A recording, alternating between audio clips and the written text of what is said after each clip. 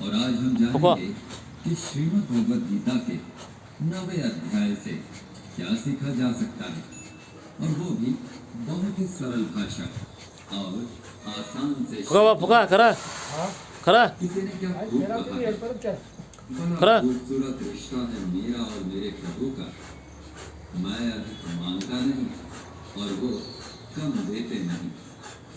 दोस्तों, जैसा कि आप जानते हैं कि श्रीमद् भगवद गीता में कुल 18 अध्याय हैं, और आज हम इस अनंत ज्ञान गंगा का आधा रास्ता तय करने वाले हैं। हमारा पूरा प्रयास है कि हम आप तक सरल से सरल तरीके से इस ज्ञान को पहुंचा सके।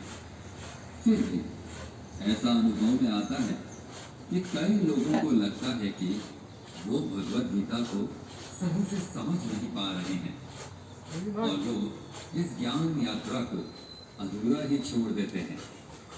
लेकिन हमें यह जानना चाहिए कि भगवद गीता भगवान का दिया हुआ बहुत ही गहरा और रहस्यमय ज्ञान है, जो आसानी से या पहली बार में समझ में नहीं आता है।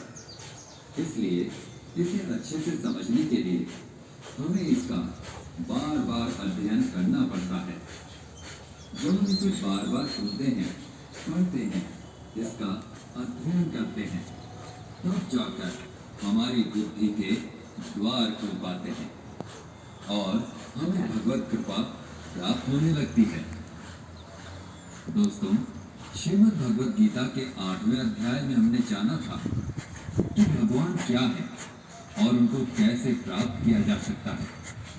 देवता कौन होते हैं, अध्यात्म क्या होता है, यह संसार कैसे चलता है, और क्यों हमें आज से ही कठिन परिश्रम में लग जाना चाहिए।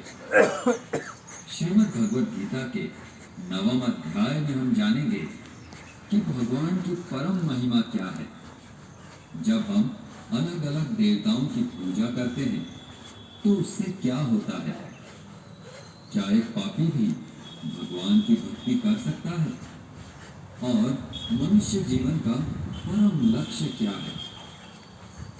तो चलिए मित्रों, मैं बलवंत सिंह जोधा आपको ले चलता हूँ श्रीमद् भगवद गीता के 9वें अध्याय की शिक्षाओं की इस अलौकिक यात्रा पर।